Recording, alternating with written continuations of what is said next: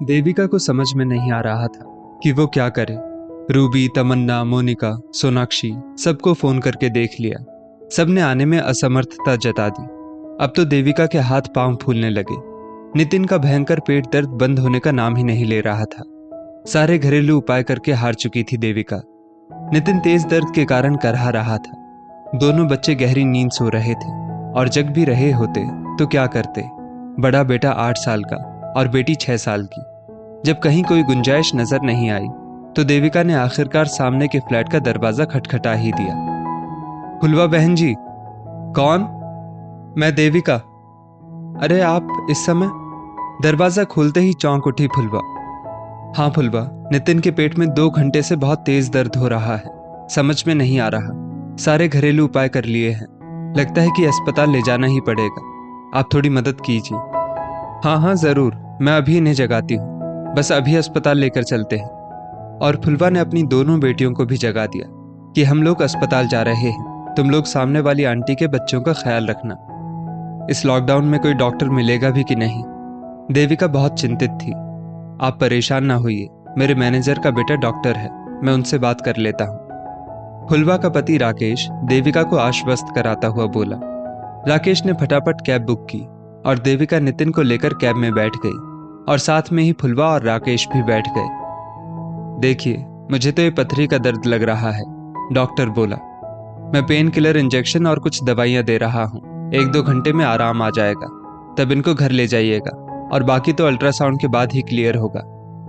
देविका तो बहुत परेशान हो गई। बताओ, अपने पारिवारिक लोग सब दूर हैं, क्या होगा? आप चिंता ना कीजिए, सब ठीक हो जाएगा। फुलवा कंधे पर हाथ रखकर बोली। तीनों लोग वहीं चुपचाप बैठ गए, लेकिन देविका के मन में ना जाने कितने ख्याल चल रहे थे और वो धीरे धीरे करीब 8 महीने पीछे लौट गई। बस अभी अभी लॉकडाउन समाप्त ही हुआ था। देविका जिस घर में रहती थी उसमें 6 पोर्शन ऊपर नीचे बने थे। 5 पोर्शन में तो सब लोग रहते थे। बस ऊपर का एक पोर्शन ठीक देविका के सामने खाली था। सामने वाले पोर्शन में आज साफ सफाई हो रही थी। लगता है कि कोई रहने आने वाला है। चलो अच्छा ही है, कंपनी मिल जाएगी। लेकिन ये क्या, जो सामान उतर रहा था वो तो बिल्कुल साधारण परिवार जैसा ही लग रहा था, जैसे कि कोई मध्यम वर्गीय परिवार हो। देविका का मन बुझ गया। देविका ने बुझे मन से दरवाजा बंद कर लिया। शाम को दरवाजे की घंटी बजी। कौन? मैं फुलवा। फुलवा कौन? जी, आपके सामने वाले पोर्शन में आज ही रहने आई हूं। नाम भी कैसा लो स्टैंडर्ड वाला।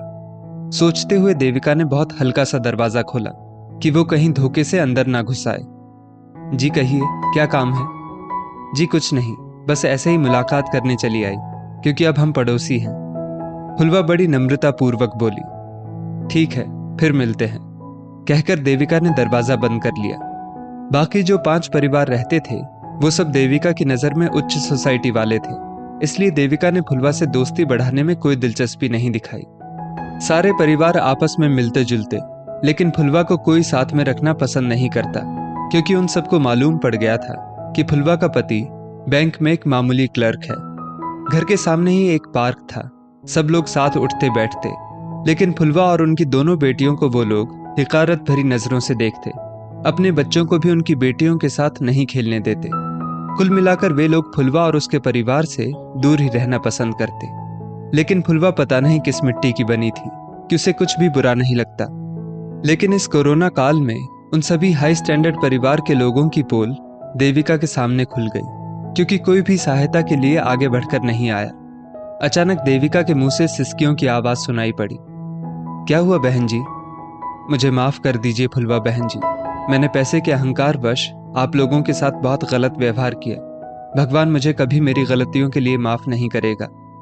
देविका फुलवा का हाथ पकड़कर रोने लगी। बहन जी, ऐसा मत सोचिए, कभी कभी अज्ञानतावश ऐसा हो जाता है। फुलवा के शब्दों में आज भी नम्रता थी। आज देविका का सारा अभिमान चूर चूर हो गया था और वो आंसुओं के द्वारा बह निकला। अब तो देविका और फुलवा की दोस्ती बड़ी पक्की हो गई। देविका को ये सीख मिल गई कि दुनिया में सिर्फ पैसा ही सब कुछ नहीं होता, इंसानियत सबसे ज्यादा महत्वपूर्ण होती है। इसीलिए सबसे बनाकर रखो, पता नहीं जीवन में कब किसकी जरूरत पड़ जाए। दोस्तों, इस स्टोरी को लेकर आपकी क्या राय है? नीचे कमेंट करके जरूर बताइएगा और ऐसी ही और भी बेहतरीन वीडियोस के लिए हमारा पेज ज़रूर फॉलो करें। धन्यवाद।